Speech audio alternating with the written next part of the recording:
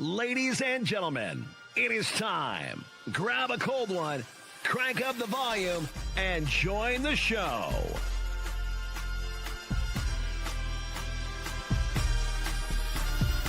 Welcome to NBNR Live.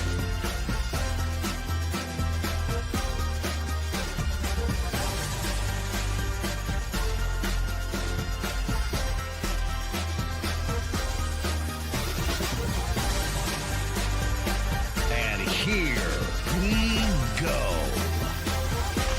It's no block, no rock.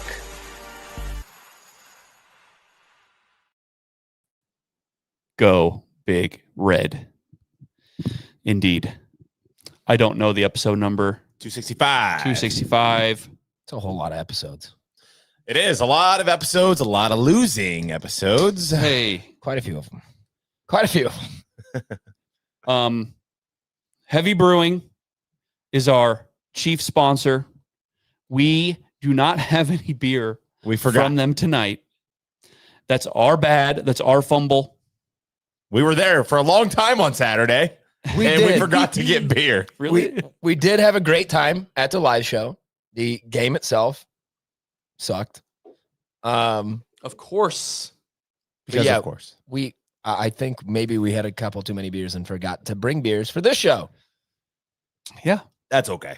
it's fine. We It's had a okay. good time. I think a lot of people, until the game, obviously, the first half at Heavy Brewing was the game day atmosphere, man. Oh, It felt phenomenal. I know it's not a sports bar, Right. but it definitely, I know Halloween was just, not too long ago. It was wearing the mask of a sports bar. It was, there was an environment going on there. The volleyball game was going on. We were doing our thing. Like there was good vibes at the Heavy Brewing. It was electric. Yeah. I'm not going to lie. The vibes were high for, I think, probably the first 4.5 minutes of that game. Yes. And before we wrap up our Heavy Brewing segment, I do want to tell people on Saturday, they do have a dueling pianos thing. So if you're into that, I'm going to go down there for that because I think it sounds really fun. Okay. And if Nebraska loses on Friday, it'll be a way to kind of drink away the sorrows. Cope.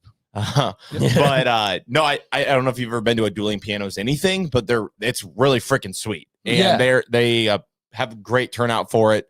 And Audra had told us about it, a couple times actually. And I'm really excited for it, but it is at Heavy this weekend. So if you need any information on that, go check them out on Facebook. Get the info. I don't know what it costs or anything like that. I was trying to get some info on it, but yeah, this Saturday, dueling pianos at Heavy Brewing in Gretna, Nebraska. I did moments ago, just before we started. I actually was looking into the Facebook event. I do want to point out that is a 21 plus event. Mhm. It does say that. Do not bring your kids. Yeah, but it does look super rad. I'm not gonna lie. It's gonna be sick. Yeah, they just have a super fucking cool venue. Yes. I'm not. It's super fun. It was a great time. So whether you're watching a just a total dismantling on the football field or a dueling pianos event, either one, Heavy Brewing is the venue to witness these things. They will provide you with excellent libations and food and a lot of room to gallivant around. It's a great venue. I still can't get over that enchilada pizza we had. That was good. Oh my god, it was so good. And you know what's funny? And so my wife got the enchilada pizza as well, on her tab. So I did buy enchilada pizza as well. Yeah, But I have it in my fridge, and I had it cold for breakfast this morning. still So pretty solid. I'm a big cold pizza guy. Like either you like it or you don't. I love cold pizza. I rock and with it. And the enchilada pizza was phenomenal as cold pizza. So yeah, Okay. it was good the second time. All right. So yeah, go check out Heavy Brewing in Gretna, Nebraska. Hey fellas, I'm gonna throw something out there to you. I'm gonna throw like this concept. You guys tell me if I'm crazy, You're crazy. nutso. If you agree, disagree, you tell me, okay? Mike, you ready? Yep. Beat Iowa. That'd be cool. It would be very cool. Actually, I just realized as you said it that I did not wear my hat. That I don't remember who gifted it to us. But I have a Beat Iowa hat that was sent to us, I think, last year, right around this time. That would have been a good hat to wear today. I would've meant to grab it before I left the house, and I was Fucking Connor. apparently too concerned with stat comparisons. Yeah, that's how it goes. I was going to wear my Iowa has bad corn shirt, but we've lost when I've wore it. So I'm like, I'm just going to rock MBNR. It'd be fine. Beat Iowa. Yes. Dare I say? I think that's all I'm going to say today. That's it. Yep. The entire time. Beat Iowa. Can I go one step further? Can I say fuck Iowa? Like, can I do that? If we beat Iowa. I can say that either way, I feel like. Yeah, you can. Hokie Skur said fuck Iowa. There we go. Good guy. So I actually saw, just scrolling through the Twitter sphere today, I saw it's a very prevalent Iowa Hawkeyes football account that did the meme of the guy standing up. He's got the controversial opinion, right? And this Iowa football account was talking about how I don't care what you think, Nebraska, Iowa is a top tier Big Ten rivalry. And I thought about it, and I really did, because sure, we can talk about, like, it would be nice. Like, I would like to play Wisconsin every year. Like, I hate Wisconsin too, but inside the Big Ten, I really hate Iowa. And it is, people will talk about, like, oh, it's not a real rivalry because Iowa kicks the shit out of us every year. That's a fair point. 9 out of 10. Yeah, it's a fair point. But, like, do you guys, I feel like this is a very solid rivalry, because I do think there is, I think, a respectful animosity between the two teams. The Husker fans that still think that this is not a rivalry, you are stupid. Look at me. Look at me right now. Stupid. You are stupid if you don't believe that Nebraska and Iowa is a rivalry. And they've kicked our ass the entire time since Bo has been gone. They have taken our lunch money. We had a fun one in here. Iowa eats corn the long way. I saw a comment. Again, I've been following this Nebraska Iowa Twitter sphere very closely leading into this week, and I saw one of them that said Nebraska fans eat corn the long way, and the top reply was, yeah, Iowa fans just suck on it. No, it definitely is, man. Like, you think back, last year it was the handshake and how Matt Rule was so dumb. Matt Rule didn't know their team captain or whatever, and you have the blowing kisses, Keith Duncan blowing us kisses. Yeah, this is what we want. This is what we want. We want this animosity. We want the hatred. We want the Iowa accounts on Twitter saying shitty things about us, because we're going to return the favor. Now, we want those hateful, like, controversies. We just need to score more points than them. Yeah. That's it. Everything else has been pretty damn, like, rivalry tasty. It's just the results have not been great for Nebraska. You got to get the matchup back to being, like, any given year, like, oh, I don't know who's going to win. For the last decade, it's been like, oh, fuck. We're getting some pretty fun Iowa things. I think the chat needs to continue this throughout the entire show, and we'll continue reading them because it's Iowa hate week. Feed us your Iowa hate. Feed us your Iowa hate. Here's another one. Iowa fans pee sitting down and they don't wipe. Fuck Iowa, especially that kicker who blew his kisses. I agree. Yeah. You know what? Yes, this is good. This episode, we're done. We beat Penn State to shit yesterday, and we had fun doing it. It was a hysterical episode. If you haven't checked it out, make sure you subscribe on YouTube and go watch it from yesterday. Our Corners for Counseling was so much fun. I was in tears. Jared and I were laughing so hard. Could barely get a word out because it was just Mike deflating just like that. We were both deflating. It was awesome. Crying. There was tears.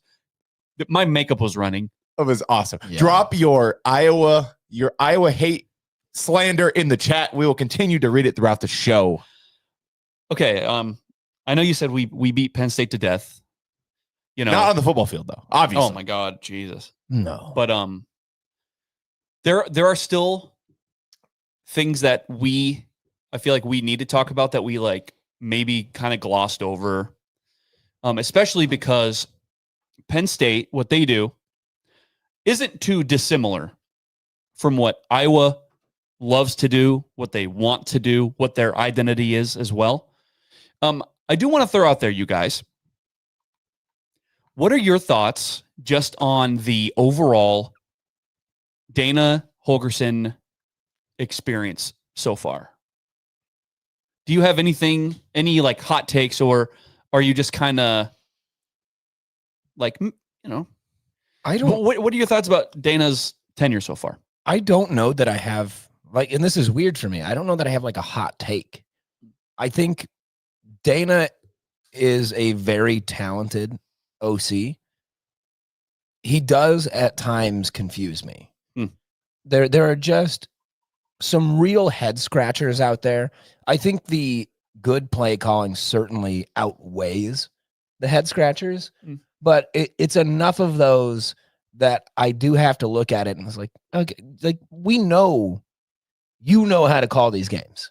We know you know how to do that. And if we're referring to Penn State specifically, not you, just like me looking at it, he's in a tough spot right now. Because with Latif, we don't know how best to run this offense. It's a very quick change. You did have a bye week in there. That's helpful. I disagree, though. He knew exactly how to run the offense with Latif. Poorly? Did you watch UCLA? That's right. How you run the offense with Latif. Yeah, but that's, again... Small sample size, but that's what you do. But again, there's such a massive discrepancy in the levels of talent between a team like UCLA and Penn State.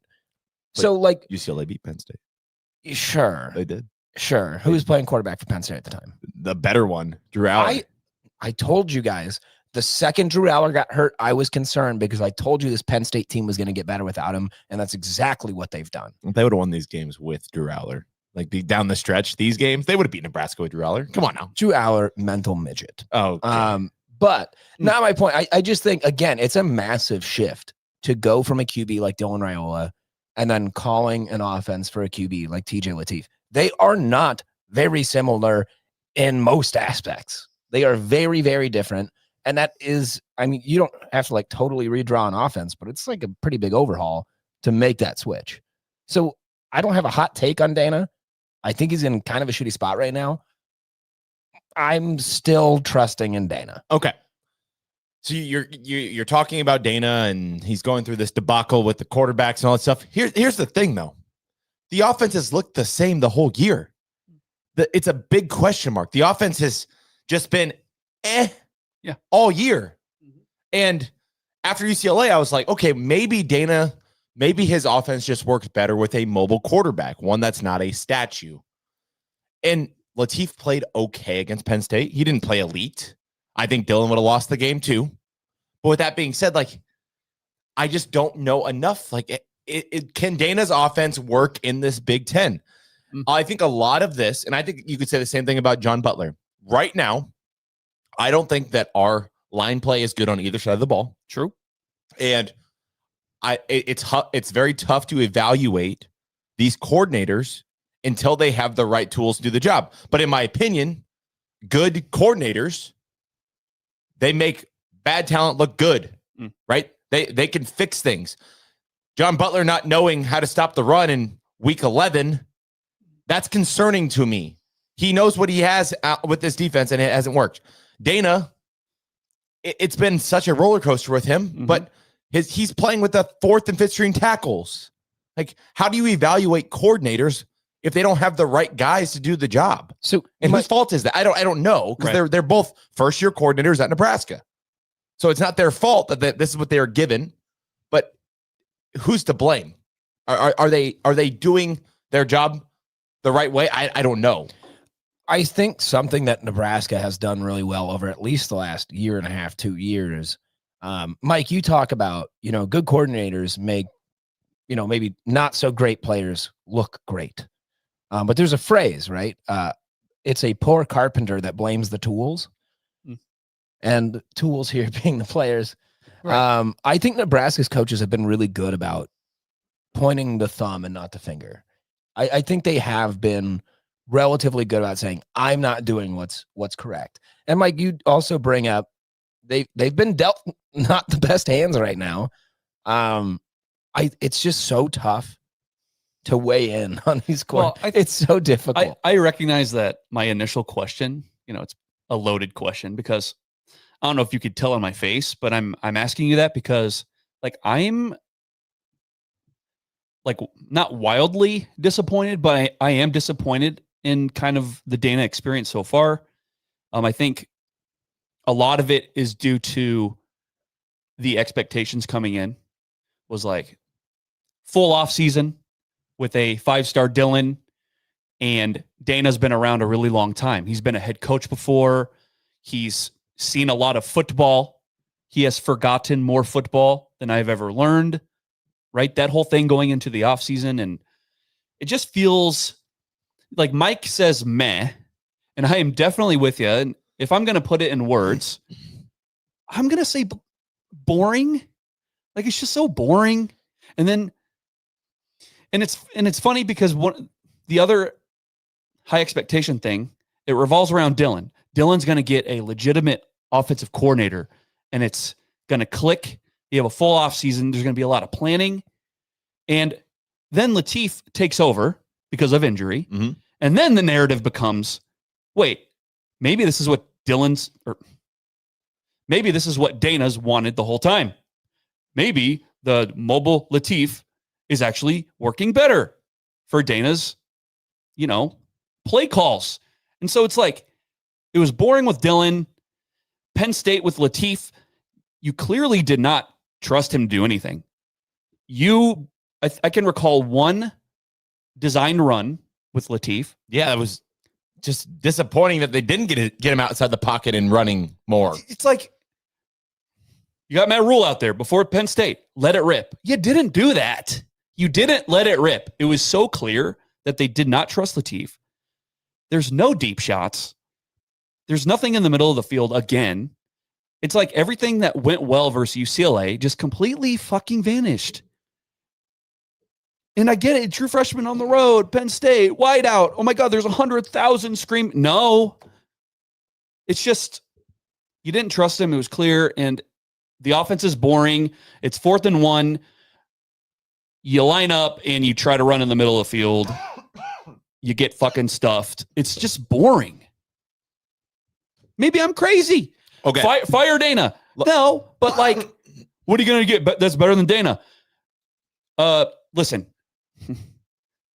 there is better than Dana out there. I'm telling you, Dana Holgorsen is not the best offensive coordinator in the country. People around here talk like that. Right. I agree with that. Okay.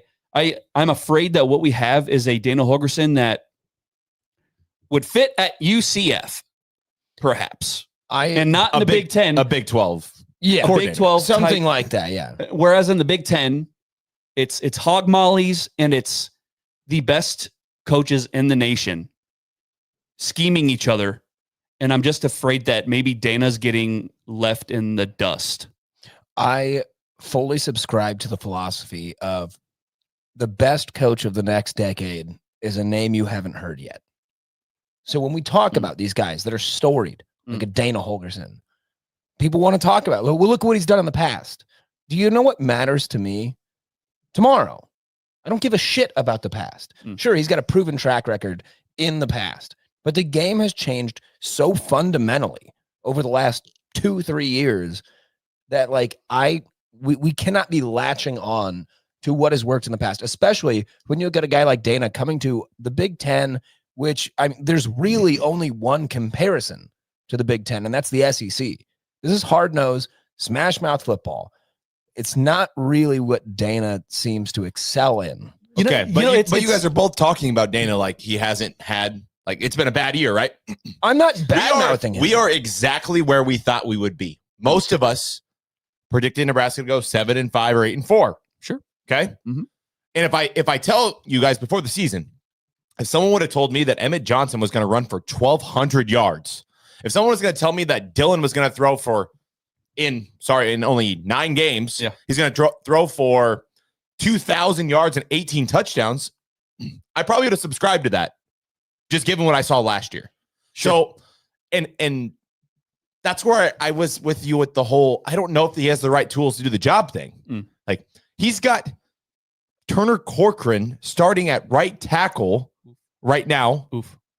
At the end of the season against some of the best competition that we're going to play. And he's got you know, What? Are you going to keep naming names? I mean, yeah. Are you I going could to be go, that guy? I could go down the list of the guys he has playing. Yeah. I understand. I always say, okay, your personnel, whose fault is the personnel? It's the head coaches, right?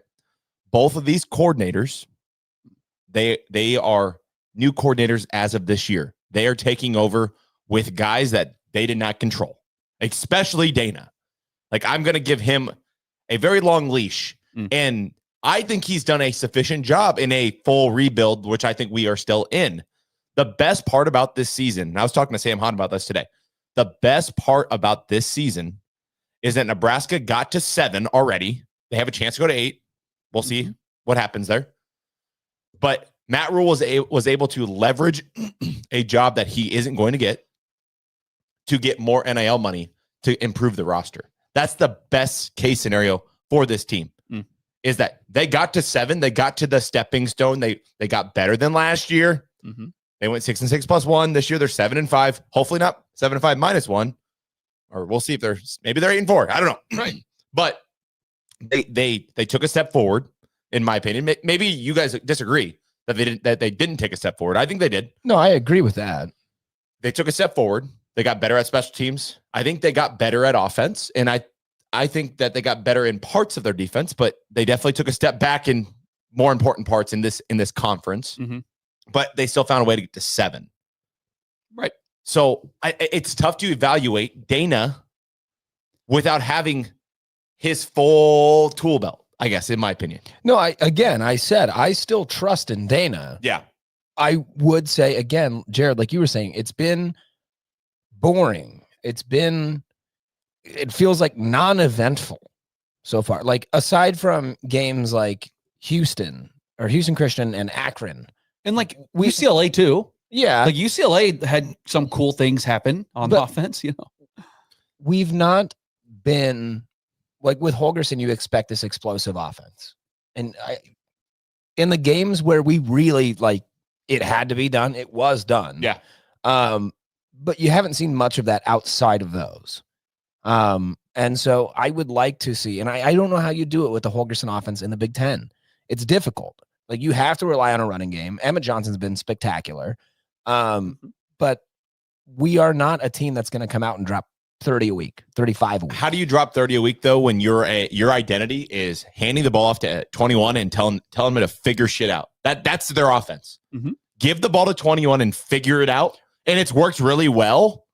But how do you expect the offensive production to take this huge leap like we thought it would without Dylan?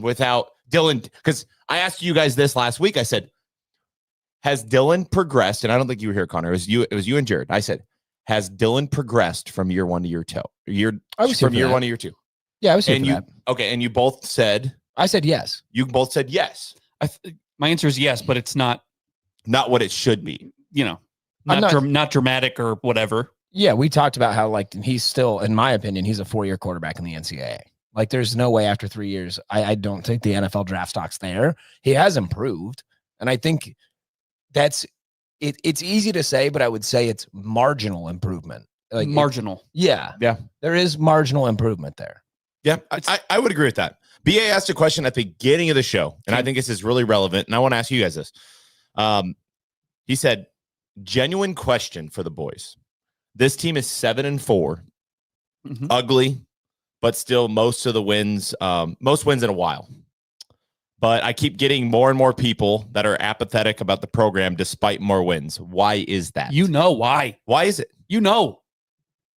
Because it's one thing to look at numbers on a spreadsheet or to Google Nebraska's football record.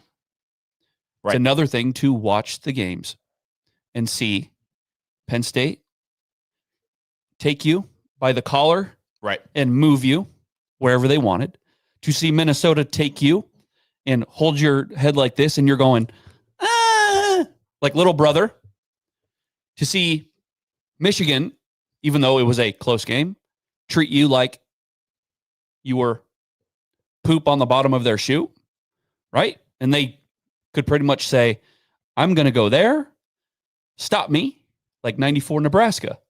You got these games where it's like Bo Pelini got fired for losses like we saw against Penn State. 100%. Yeah. Like Bo Pelini won a lot of games, 9 games a year, literally 9 games a year. He got fired because, yeah, he was an asshole and he would spit on refs. The eye test. But yeah, you got these games where you get treated like I said today. They looked like a G5 team going up against Penn State. Tell me they didn't look like a G5 team. They on absolutely Saturday. did. They did. So that's why people are mad. It's not, Well- 7-4. Well- Looks pretty good compared to what it's been under Frosty and what it's been under. Like, absolutely, dude. I am not saying that things aren't better overall. They are.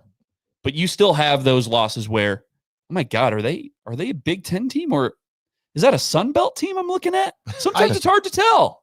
I think- That's why, BA. That's my answer. I think you're correct in saying everything you've just detailed. I do agree with that. Thank you, sir. But I do also think that this apathy that BA is referring to here also is a result of something that at the start of this season, we cautioned our listeners about. When everyone was talking about it, I was like, I see a route to 9-3, 10-2, maybe even 11-1. Stop. This was a real talking point that was everywhere. Not for us. It was not, and we cautioned these listeners against it. So when we see 7-4 and a route to maybe even 8-4, depending on what this Iowa game looks like, to us, I see that as, God, if we get 8 wins this season, that is a big jump. 2 wins doesn't feel like a big jump to the average fan. Nebraska fans are very reactionary. And I feel like a lot of people were expecting this team in year 2 of Raiola, Rule coming back, we're going to get things going. I think they expected so much more. Mhm. And because they didn't get so much more, it just feels like a loss, even though there is still marginal improvement. I think another reason why people are kind of poo-pooing right now and a little pessimistic is I think a lot of people are expecting Iowa to treat you like little brother on Friday. Like it's I would agree going with that. to, Yeah, I would agree with that. because their lines are really good. Another thing too is our weaknesses on our team. It's hard to take. It's hard to accept, especially when you're a fan of the Nebraska Cornhuskers. Traditionally, it's been O-line, D-line. Fuck, I mean, it's been a long time. listen. Been a long time People- since we've been known for offense and defensive line. People still talk about the Well- pipeline. I'm like, that's 94. You guys weren't even born yet, for God's sake. And like, yeah, we had Sue. He was good. I want to point out we had some very talented defensive linemen last year. Sure. Okay. Yeah, you know who we're missing? You know who we're missing? Those guys. Not Nash and Ty. We're not missing them. You know who we're missing? Oh Are boy. you going to say Tony White? James Williams. James. Oh, yeah. Team could have used him against Penn State. Ben Audi, that's another reason why people are pissed, because we need James Williams back. Yeah, because he would have done so much of this. Honestly, What? he couldn't have been any worse than the pass rush we have this year. Yeah. Okay, Listen, let me ask he you would, this. he would be the best pass rusher on the team right now. I Yeah, think, right? 100%. Sorry, Desan, but Jared, yeah. so you're a big vacuum guy. Every game's its own thing, okay? And we're looking at big picture. We're looking at progress. And you're pointing out the eyesore games that we've had, Mhm. but you're not looking at the big picture. So I guess how do you walk both sides of the line where it's no transitive properties, Right. no every game's its own thing. Mhm. Iowa almost lost to Michigan State last week, right? We beat Michigan State, right? Transitive properties don't exist. Every game's its own thing. That's right. Nebraska had a really bad game against Penn State, and I'm not defending that game at all. I'm just asking you, when Nebraska gets their ass handed to them like they did against Penn State, like they did against Minnesota, Mhm. especially in the trenches, but then you do look at the record and you do look at the teams we have beat that we probably wouldn't have beat in the past. We have been very resilient this year. Yeah. How do you walk the line of vacuum guy, but then also saying, yeah, but this team is this seems not very good. Like they haven't taken the strides. So are you asking how are you a vacuum guy? Yeah. But still try to assess if the overall program is making progress? Maybe is that what you're asking? I think that's what he's at. Like, I just feel like you and many other Husker fans are so focused on what happened at Penn State. And even if Nebraska loses Iowa, which they do all the time, if you're a betting man, just fucking bet your mortgage on Iowa. Okay. Just tell like the book's going to tell you to bet Iowa. You should, right? But I'm just saying, like, if you're trying to look at big picture and where Nebraska has been 3 wins, 4 wins, 4 wins, 5 wins, no bowl, wins, no bowl, no bowl, no bowl. Right. And we're taking all these steps in the right direction. Mm-hmm. How can you go back and be like, oh, yeah, we got our ass kicked by Penn State, who on paper, even though the game's played on grass, is way more talented than you. And we knew that they were going to lose that game at the beginning of the year, regardless. Okay. I think if it's me, if you're asking me, can I rely on you? Meaning, do you know who you are? Do you have an identity? Do you have something you can lean on? Instead of, I go into a game and I don't know if Emmett Johnson's going to get 10 carries or if he's going to get 30. Are we going to drop Dylan back 30 times? Or is he going to pass 12 times? Like, do you know who you are? Can I rely on you to find a strength and lean on the strength? Can I count on you to, maybe you'll lose a game, okay? But can you at least give the other team like a bloody nose? But we've done that. You'll get we've your ass done kicked. that though. We've done the close losses thing. There's been times where we've been on the show and we're like, I'd rather get my ass handed to me, which just happened on Saturday. I'd rather get my ass handed to me than lose another 1-score game. I'd rather than have it so close and then get it taken away. So how do we, as fans, how do we walk the line of just fucking punch me in the face versus, no, I like those close losses, right? Like, how do we walk the line? Well, so you ask, the initial question is like, how can you be a vacuum guy while also looking at the big picture? And it's one of my favorite metaphors I think I've made probably 200 times on this show. This season is a mosaic. Each game is a vacuum, and we're just putting one little piece down to paint a big picture. So, yeah, Mike, you're right. Like, you can talk about Iowa almost loses to Michigan State, a team that Nebraska beat. That's irrelevant to me. I'm looking at the pieces that Nebraska has shown me this season and what they can do.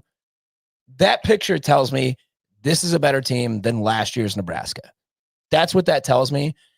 If you want to dive into the specifics and look at one tiny little piece, obviously, like Penn State, you can pick that shit apart very easily. Minnesota looks worse. Yeah, you can talk a lot about those individual pieces, but we got to look at what those pieces amount to when they're all put together. So, like, maybe, like when we look at Ohio State last year, I think it's safe to say, like, they were overlooking us, right? 21-17, I believe, was the final. Yeah, we should not have been in that game. And he put up a fight, right? Well, we did. But then next week, UCLA. Yeah. Who are you? Which team are you? Are you going to put up a fight against Penn State? A down Penn State? No. You're going to look like a Sun Belt team against Penn State. Okay. So I don't know. It's very roller coastery. I don't know. Very roller coaster. I don't know what I'm getting from week to week. Matt Rule, I'm afraid. I know, the most reliable thing I can get out of Matt Rule is he's going to lick his lips a lot. Yeah. I know I'm going to get that. I know I'm going to get either a dumb timeout or no timeout at all when you need it.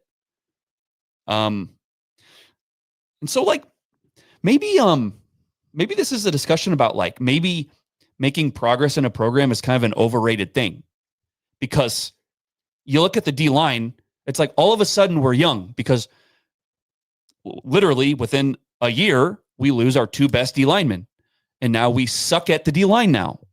It's like, especially with portal and all this stuff, I think making progress, it might be an overrated kind of thing, because development is not as important as it used to be, because you can just pay and pluck whoever you need to. But now we can.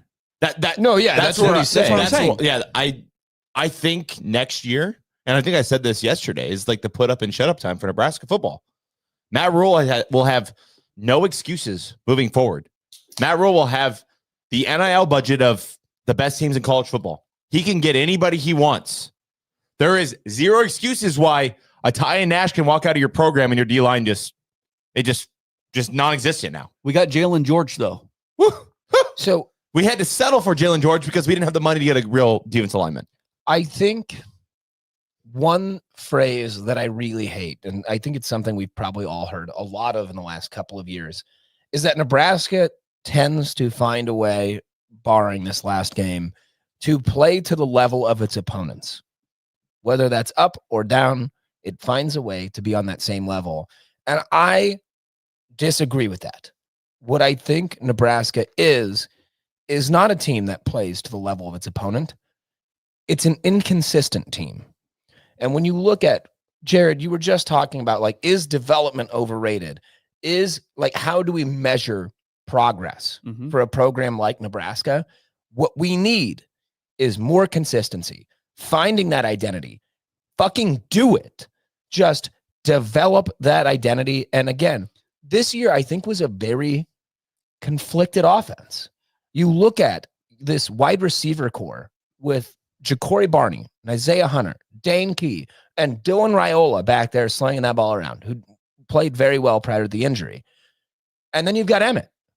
And while that seems like a very, very good thing for Nebraska to have all of these offensive weapons, I don't know that we really knew who we were. You mentioned that earlier. So here's another hot take for you.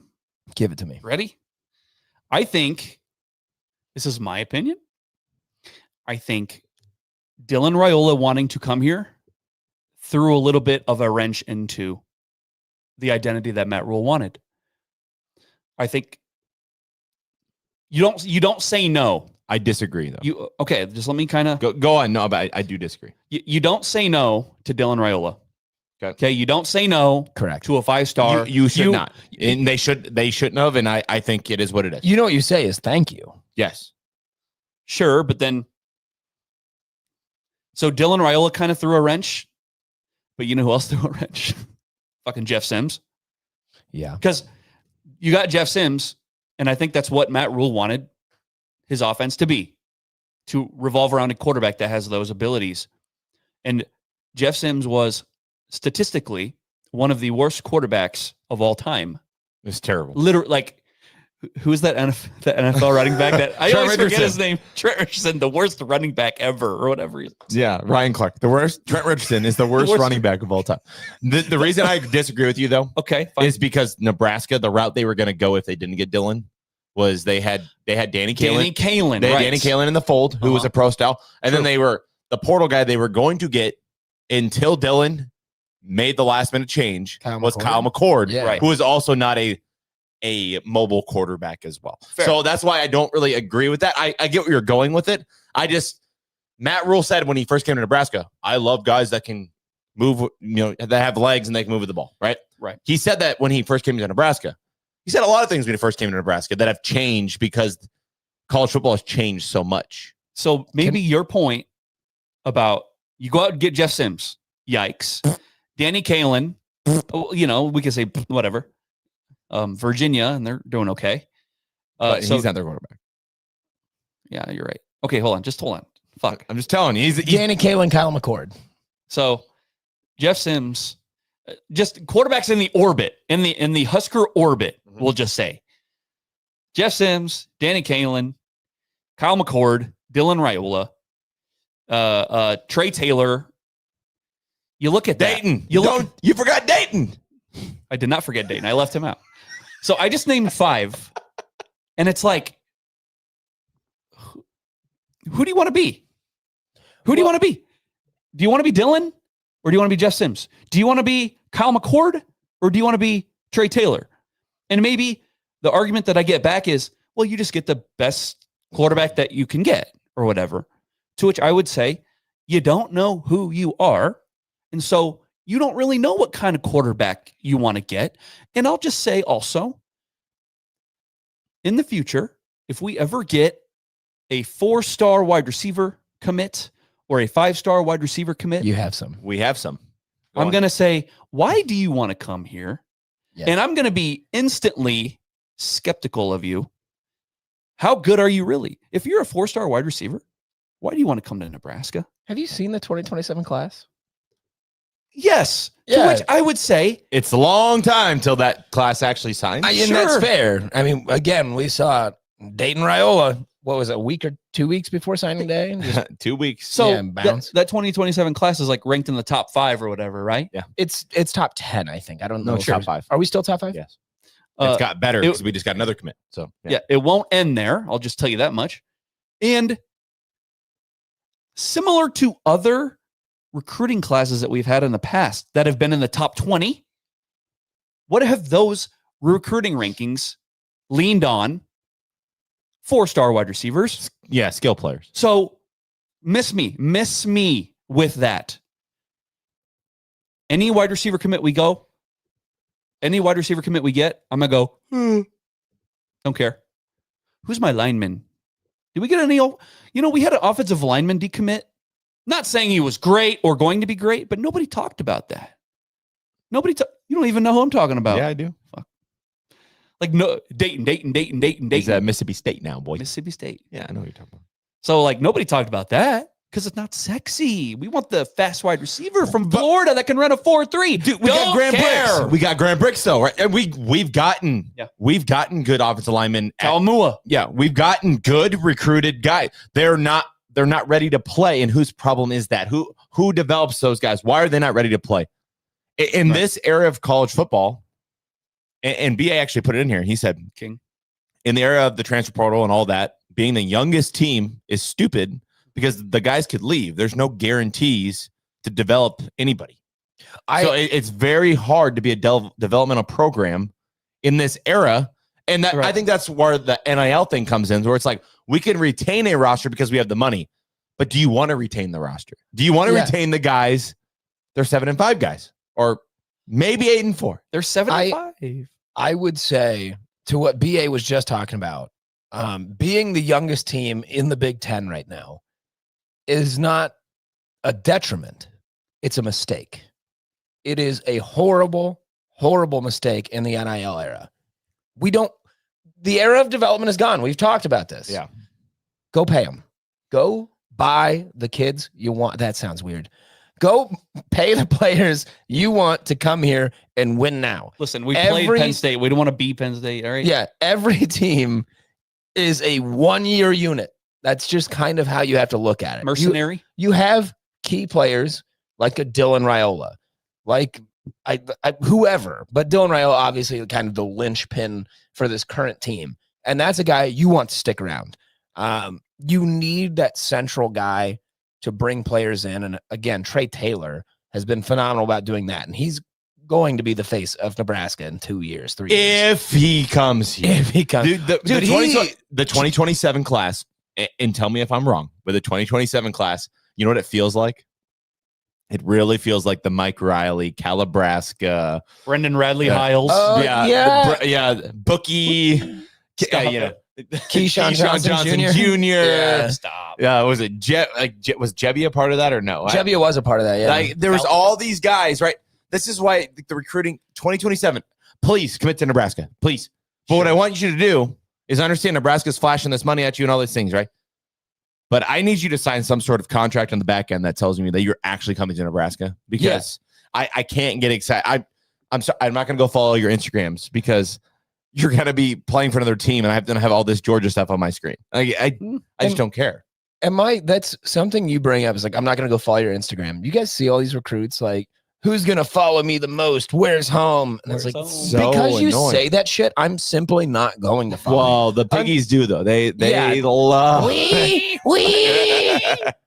But they love it. Until you put on an N, not the purple one, the red one, the scarlet one. I'm not going to follow you. Right. Yeah. And even then, Dude, like okay. I only follow a few players here and there. I'll give him a retweet though. I The hate marker. No, I follow Emmett Johnson on TikTok. His TikTok's very good. But like I don't follow many players. Okay, hold on. Just I hate talking about recruiting. God, I'm sorry. I don't mean want to railroad it, but like going back to the point about having younger players. I think it was yesterday where I said the name Rex Guthrie. Mhm. Right, he's playing ahead of Buford. Right. Who's 20-something years old. And he's been here a long time. His Been brother's here- here. All these things. Right. Rex Guthrie, freshman, good player, but like 7-5. 7-5. And will Rex Guthrie go somewhere else? Right. So if Nebraska loves Rex Guthrie, right? Maybe somebody from his hometown will love Rex Guthrie, and maybe he might go there. There's just so many things that are into play because it's the Wild West in college football. I'm just saying, like it's a good story. He's a freshman. He's playing Power 5 ball, right? He seems to be very good, but 7-5. That's my whole point. Is you can play these young guys, these young cats. We look at some of our dude. I know that the D line is getting beat like a redheaded stepchild, right? The backers aren't that good. The second level is They're young though. they can't run fit to save their lives. The secondary can't stop the run either. Like I'm just saying, the D line, yeah, bad, but those linebackers have been hella disappointing this year. Yeah. And so I'm trying to reconcile my own beliefs. Well, while you're reconciling, we have 12 minutes. Yeah. And I think it would be a good transition. And we're talking about run fits and fuck it. linebackers and all those things. Let's go to that. It is Iowa Hate Week. If you're just joining the chat, make sure you guys drop all your Iowa slander in the chat. We'll try to read it off before we end the show. You talk about run fits, and Iowa has been known forever under Kirk Ferentz of being a excellent outside zone running team. Do you know what run play has killed Nebraska the entire year? Can I take 4 guesses? I'll give you 4. Okay. Is it the deep pass? That's it was No. close, but no. Okay. Is it Fullback trap. Is it we can't stop a punt return? No. Okay, shit. God, is it the outside run? There it is. Oh, The- it only took me 3. The outside zone, the outside toss, pretty much anything getting our defense out in space on the outside. Yeah. They have struggled so mightily. Like, have you seen? Oh no. No. I'm not doing this again, dude. I'm not. Okay, hold on. No, I want to know. You can't just give me that. He's already deflating over there. Outside zone. Have you seen anything from this defense that gives you any hope? Dude, they're so fucking slow. They look slow, dude. And like our linebackers, when they can't, I love Vincent Shavers, but he runs on his heels, dude. And you got our D linemen. Their back is to whoever they're tackling. Like they're so slow and doughy. They're like our O line's kind of like that too. They're just like doughy, and they can't like move. And maybe that's a Corey Campbell conversation. I don't know, but you get those linebackers trying to move, and they're just plodding along, dude. They're like me after like 4 beers, maybe. And I'm just like, oh man, I'm just plodding along. Just my doughy, am I wrong? No. The defense looks slow. So to that point, we talk about this a lot. Like we're just right now 3 guys because we're missing Kyle today. Kyle, we miss you. And they just dive at people. Yeah, We're like our secondary just kind of dives at people. we're 3 guys sitting here just bullshitting, and we can see this. So over under 150 rushing yards for Iowa. Bruh. I'm how much? 150. Oh, bet your mortgage, buddy. Yeah. Bet it. Put whatever you have on over 150. Fuck. They ran for 250 yards on fucking Penn State. Yeah. They ran for 250 yards on Penn State. Okay, so I'm gonna keep pushing you, and I'm gonna find where your line's at. Over under 220. Shit, dude. I don't know. I think like as a team, right? As a team. Yeah, I think we probably see 180 rushing yards out of this Iowa offense. More. They ran for 245. I understand vacuum. 245 yards on you'll love this. So they ran for 245 yards on Penn State, the team that just mollywopped us, right? You know how we talk about PJ Fleck. You know how we talk about Penn State. There is not a team in America that gets up and loves to play Nebraska and beat Nebraska more than the Iowa Hawkeyes. Kurt Ferentz loves it. He will go to bed with a smile on his face every single night this week because he knows he gets to play Nebraska, and his players, they love to beat Nebraska. They love it. They love it so much. Like a fat kid loves cake, man. They wake up every day in the off season and they want to kick our ass. And they revel in it, man.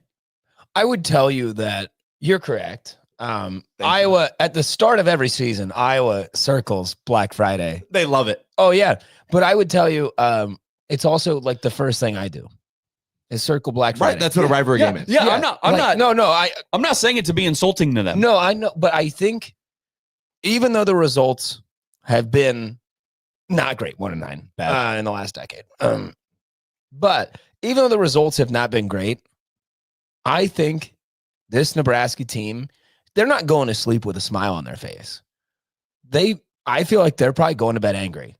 It's time. You just got fucking embarrassed. You just got embarrassed. No, they're not. No, they're not. No, they're not. You think they're going to bed happy after what just happened? Here's the thing. They don't care. You can go to bed as angry as you want, but the game's at 11 a.m. Good. So you're waking up. You're not waking up angry. Dude, I hope they wake up. They're not going to.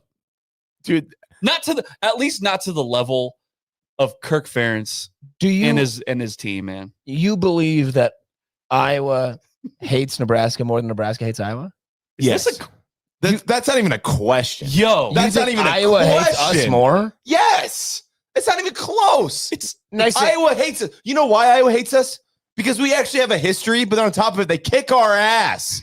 So not only Nebraska, right? So throughout the entire history of college football, Nebraska was winning all these championships and having all these Heisman winners and all these things, right? Yeah. And Iowa sitting there, we're next door, but we don't do any of that stuff. But yay to 8-4, right? Then Nebraska joins the Big Ten, and we took care of them for a little bit while Bo was here. Since then, they have bent us over. No lube. Not lube. That's Spit. Not what I asked. Right. I'm not asking who wins more. Iowa hates Nebraska more than Nebraska hates Iowa because Nebraska had rivalries in their history. We have hard rivalries where it went back and forth, and when we lived centuries and eras on that stuff. No, Iowa hated us because they had to watch from afar what their neighbor was doing. Every Iowa fan you meet hates Nebraska. Some Nebraska fans, and I said it earlier, some Nebraska fans still don't think it's a rivalry, which I think is fucking crazy. That's not a Nebraska fan then. If you don't think it's a rivalry, you're not a Nebraska fan. Well, that's the thing, is that's kind of what sparked it at the beginning of coming to the Big Ten. Was we had a superiority complex about us. We thought we would come to the Big Ten and run it. The Big Ten will adjust for us, I think, is a quote. I mean, this is even before Scott. It was, we got screwed by the Big 12, right? We just can't get past Texas. Like, we can even beat Oklahoma from time to time, right? Brown. And we're going to go to the Big Ten. We're going to run that shit. And we had that way about us. We had that superiority complex. You still remember, we went into Wisconsin that year. Russell Wilson. And, dude, the stories that come out of that place and how we were treated as a fan base when we traveled to Camp Randall, horrific, horror stories, right? And might get spit on by Iowa fans, right? And like, yeah, we downplayed Iowa. They hate Nebraska. We were saying Iowa doesn't deserve to be mentioned in the same breath as us. How are they a rival? And I was like, fuck you. We beat you. You know, they hate us so much. But you just said exactly what I believe. My hatred is so severe for the Iowa Hawkeyes that I genuinely believe they should not be mentioned in the same breath as my program that has been fledgling for a decade. I still hate them so much. I don't care that we had 3 and 9 seasons or 4 and 8 seasons. They don't even deserve to be mentioned alongside us. Hey, the pure hatred I have for Iowa, and I feel like you guys have it too. I have it, but you know what? I will tell you right now that my Iowa hatred has grown more and more and more and more every year, especially since we started this podcast. The amount of Iowa accounts that interact with us more than any fan base in the country. They interact with Husker fans more than some Husker fans do. Yeah, like they are so active on social media. Of their Iowa fans care more about hating on Nebraska than their actual team. They do not give a flying fuck about their players and their team. They care more about hating on Nebraska and beating Nebraska than anything else. They get to do the cool part. Iowa State. They like that too, but they haven't beat Iowa State in a little bit. They get to do the cool part, but I'll be goddamned if an Iowan hates me more than I hate them. But Connor, you're talking about yourself. Matt Rule, correct me if I'm wrong, I believe Matt Rule got a question in the realm of, does your team recognize? Yep. Right? Does your team recognize the Iowa rivalry? Like, we hate them, Connor, as a fan base. Yeah. I don't think the team hates them. Because they don't understand it. Maybe. But you know who like actually legitimately understands it with no mystery is Kirk Ferentz. Yeah. BA said the same thing. It's Phil Parker. It's all those guys. And Brian Ferentz as well, when he was still on staff. They hate us so much. But the fan base we hate each other as a fan base. It's so easy for Kirk Ferentz. Like, we can obviously say, like, Kirk Ferentz is certainly more invested in this rivalry than a guy like Matt Rule. Matt Rule's been here on year 3. Yeah. Kirk Ferentz has been coaching at Iowa for 63 years. He's been there for almost a century. Dude, Matt Rule didn't. So they asked Matt Rule guessed on how long Kirk Ferentz was at Iowa today. What'd he say? He guessed like 18. Isn't he 23 this year? It's like 27. I'm short at 23. Yeah. His first year was 99. Yeah. Like it's insane. And BA put in the chat a little bit ago, and Jared, you literally just like repeated what he said. He said let me get to the right comment. It's all right. He said, please hold. BA knows ball, so he does know ball. All right. There's so many comments. It's all BA too. No, it's not all BA. There's a lot of comments in there, guys. He essentially said one coach knows it's a rivalry, the other one doesn't. You heard the presser today. Like, that's what it comes down to. Nebraska is not. They're not going to go into this game angry. They don't care. Hey, and Ty and Nash. Let's be real. They lost to him on their senior day. What kind of? I don't know. Maybe it's like we're going to watch this game and be like, ho hum. And I think that's what the team's going to. It's just, like, I don't know, man. Maybe I'm just being ultra pessimistic, but I think it's going to be sleepy. I think the team's going to be sleepy. You think the game or the defense? The team. The team. Like the whole team. Yeah, dude. I think we're going to watch this game and go, oh my God, they look bored. The offense is boring again. And it's just 7-5. Iowa's going to beat us again. Who cares? Are we at a point where we transition into scoring predictions? Yeah, I think it's a good time. We'll start off with Kyle's. Kyle's not here, but he did give us a scoring prediction. Kyle's not even here. We're still making him go first. Yeah, well, that's my job, right? Kyle did give us a scoring prediction. And Husker fans, you will not like it. Hey, and while we're doing this, the 100+ people in the chat, throw your scoring predictions in the chat. We'll read them out loud. Kyle said 31-17. Drum roll. 31-17. Iowa wins again in Lincoln, Nebraska. Connor, you're next. I'm next. I figured we'd stay with you. So I'm a man of my word. I did switch up on one game this season. And I believe that was the Michigan game, where on the day of, I ended up calling it a win. I was incorrect. But I have reverted. I'm sticking with my preseason prediction.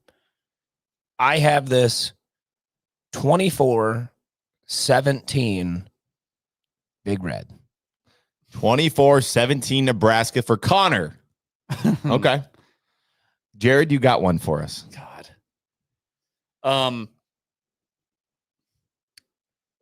I think this is going to be a Dana Holgorsen versus Phil Parker.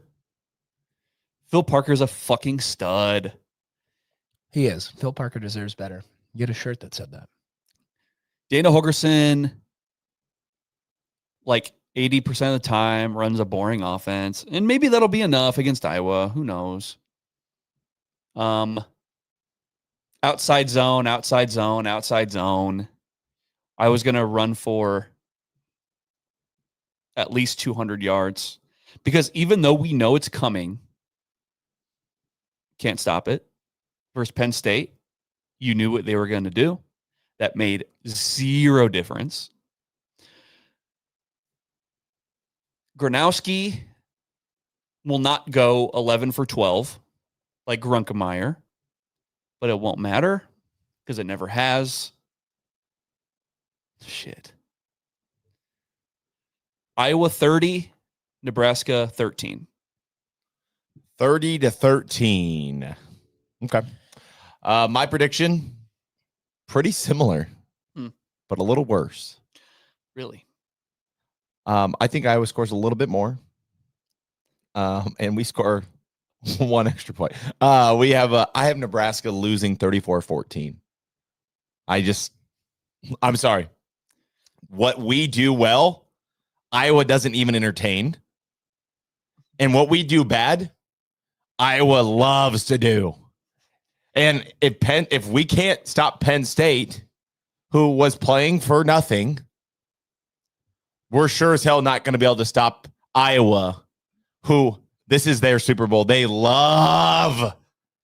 Yeah, Penn State doesn't even love beating you. No, they don't love beating you. Iowa loves beating you. They love it. There's going to be so many fucking Iowa fans in the goddamn stadium. You're going to hear the stupid "Let's Go Hawk" chants. It's going to be just a miserable day for those of us that are going to the game. With that being said, I will be in the stands wearing red, screwing my head off, and I will not be the reason they lose. I'll tell you that now. It'll be loud. Hopefully the fans aren't sleepy. I won't be. But I will not be the reason they lose. But I have almost zero faith after watching that Penn State game. And I know you're a vacuum guy. I have zero faith. Now, I think, you want to hear something funny? I think Iowa struggled against Michigan State because they were already juiced up for Nebraska. I think they wanted to beat Nebraska so bad. They overlooked Michigan State. So do you want to know, the only thing that gives me a little bit of faith here? It was 3 years ago, right around this time. We were not sitting in this studio, not even the studio we were in prior. We were in the brewery. And we were doing our scoring predictions. And it is the first time that the best score guesser guy award was ever given out. Was me calling a win against Iowa. And 3 years later, I feel like I'm getting that trophy back. I have almost zero factual basis to put on this. I've just got a feeling. It feels good. There's still an asterisk on that because we pressured you into changing your pick. You literally made me change my prediction because you told me that Iowa wouldn't, or Nebraska couldn't beat Iowa. Yeah, 100%. We pressured you into changing your pick, but your first guess was good. No, my first guess was entirely accurate. You literally made me make another prediction on the show. Hey, Then you bought yourself a trophy. Kyle bought me the trophy. Hey, I know it's 7:06, but here's a question for you, okay? Nebraska football under Matt Rule, year 3, has made progress. Yes or no? Yes. If the game plays out the way that Mike and I suspect it will, are we sitting here saying that they've made progress in year 3? Yes. Even if they lose 40-13 or something like that, are we still sitting here going, they've made progress? Jared, What do you think? at the beginning of the year, not only am I perfect on my record prediction so far, I predicted every single game right, unlike anybody on this podcast. And at the brag. yeah, I'm just telling you. I mean, Pat yourself on the I won't back get there. myself a trophy or anything. I didn't buy the trophy. Kyle bought it. I'm just telling you right now. At the beginning of the year, I said they're going to go 7-5, Mhm. and it's still progress because it's one more game than last year, Right. and I'm going to stick with that. Yes, sir. Now, if I asked Sam Hahn this earlier. I was like, so 6-6 plus 1 going to 7-5. If 7-5 minus 1 happens, It's not a -1. no, it'll be -1. It'll be -1. If that happens, I'm not going to be happy. No. And bowl games really don't matter, but it's one of those things, especially now they changed the portal window and everything else. Like if Nebraska goes and gets paired up against like Iowa State or something like that, and they lose the bowl game, so then they lose their last 3 with that sour taste in your mouth, I might feel differently. And we'll have 6 months to talk about that. But as of right now, based on my predictions of what I expected this year and how it's just fallen into place perfectly, no misses, I will say it is progress. It's not where we want to be, but it is progress. And the reason why is because we actually have a third unit. We didn't have special teams the first 2 years under Matt Rule, and we do this year. And that is the only difference in the game at all, is that we actually have 3 phases of the game. I think it's crazy to weigh the bowl game into this. Again, we don't have Raiola. The O-line has just been beat to shit. Like, sure, you are correct in saying that you have called every game correctly. I have. But to sit here and talk about, like, if we lose that bowl game, it's going to be hard for me to consider this progress, I think is ludicrous. I really do. Because I told you I don't know how I'm going to feel about it. I'm just telling you that the 6-6 plus 1 made it feel a little bit better because the way that we lost to Iowa, Nebraska fans just they forgot how we lost to Iowa last year. People forgot because we beat Boston College. Everything was all better. We finally made a bowl game. We won a bowl game, and we had our first winning season since 2016. Right? So it was all forgotten, the Iowa game. To me, what I'm saying is if we go play in that bowl game, and if we lose to Iowa and then go play in that bowl game and then lose again, then you have that sour taste 3 games in a row, and you don't really have hope going into the next season until Kool-Aid season starts. I think they call that recency bias. I agree with that. Yeah. I think overall, Yeah. I think it's really difficult to look at this team and look at this season and say we have not definitively made progress. However small you want to call that progress, it's there. There's a lot of people who say no, we have not made progress. Just to let you know. Like, Listen, the chat is filled with no's. Like I've said, I just think this team is meh. 7-5, meh. 8-4, maybe. If you can pull one out of your ass against Iowa. If they pull against Iowa, I'm going to change my tune completely. I'm just telling you now. I'm going to change my tune completely. And I think Kyle will have a perfect prediction if Iowa wins. Kyle would have a perfect record prediction. Yeah, preseason record prediction. Yeah. Yeah, man, I can't disagree with those people in there. And I guess it's all about what you want. What do you want as a fan? You want as many wins as possible, but at the same time, you got to be realistic. And they're mid. They're meh. I think that's why Matt Rule asked for all that NIL money. Yeah. If it was rainbows and sunshines and he thought the roster with this young roster and all these guys are going to be good, we can just retain them and we'll be fine. If he thought the roster was perfect, Do you think he would have been going to bat so hard for the new NIL budget? Yeah, it would not have been a sticking point. I think Matt Rule, if you give him truth serum, would also agree that this team is also meh. And while we're on that, we did get a super chat from our good friend Adam Halpern. King. He says, yes, we've made progress and that we've won close games. Frost would have lost all those games. I totally agree with that.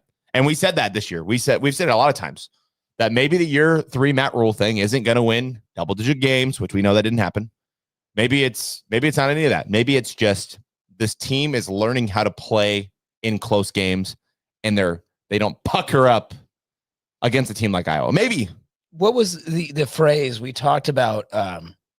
Matt Year's 3-year pop, but I think we had a new term for it. Well, pop versus progress. Pop versus progress, yeah. And I think year 3 progress, you've seen. I mean, you saw it from year 1 to year 2.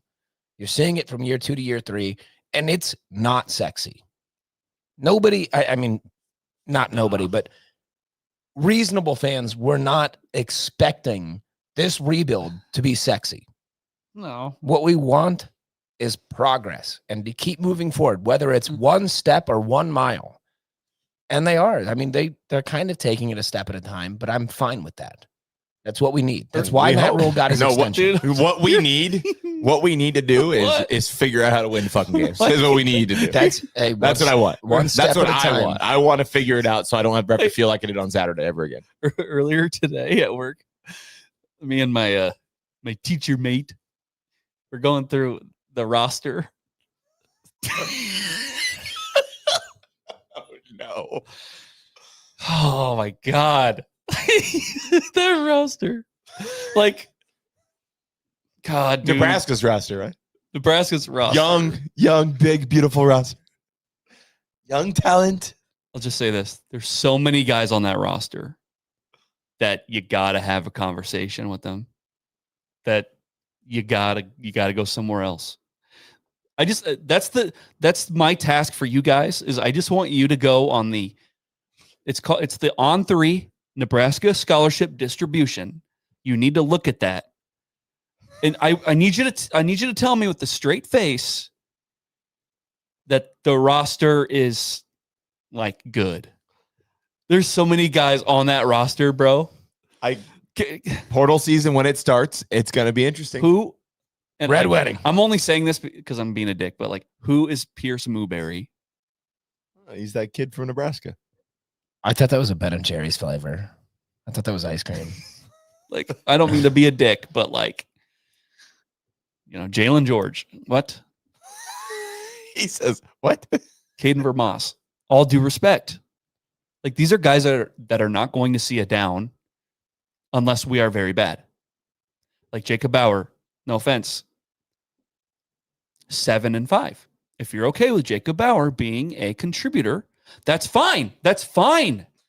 Just be okay with 7-5 then. Don't be bitching. Oh my God, they're 8-4. Fire rule. No, Jacob Bauer is your linebacker, stupid. What'd you expect? To which you would say they should have gotten somebody then.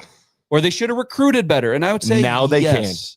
can. Now they can. They can do anything they want. Just keep in mind any transfer. Not any. Most transfers you get, you are getting them for a reason. And it's not because you're paying them. It's because somebody else didn't really want them. So just keep that in mind as we go into portal season. And we had all these guys, and it'll be exciting because they're all new names and it's all new possibilities, right? Very excited. Imagine. Oh, man. Well, maybe. Hold on. Jalen George. Hold on. I got it. Jalen George. Hold on. I got it. He's getting There's too many menus. I got it. Jalen George. You're doing great.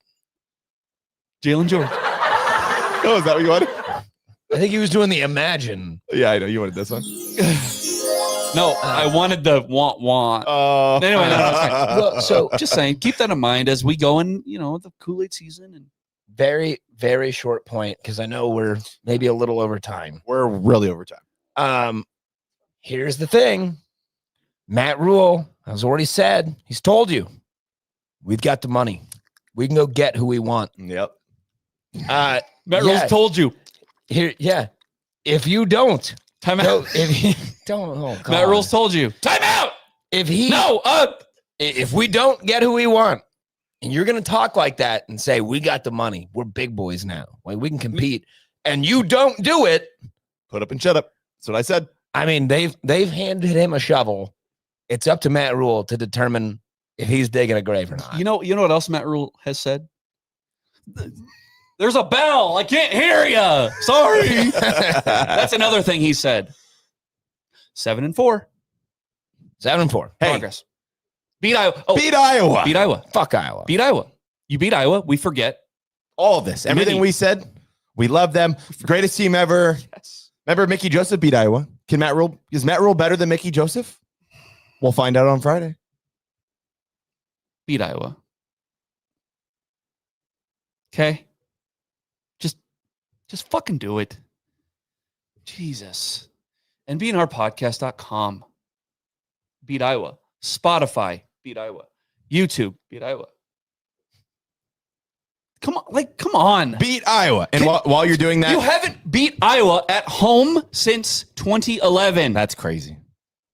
If you are not embarrassed by that, Mike, Connor, Oh, I'm very embarrassed. by Oh that. yeah, I don't love saying 1-9. if you're Sam Hahn, if you're fucking anyone associated with Husker football, that is embarrassing. Should be pissed. Fucking figure it out. Beat Iowa. Don't I do that. agree. Don't do that. Don't do that. Before we wrap up, just wanted to give you a little bit more information on the Dueling Pianos at Heavy Brewing this Saturday.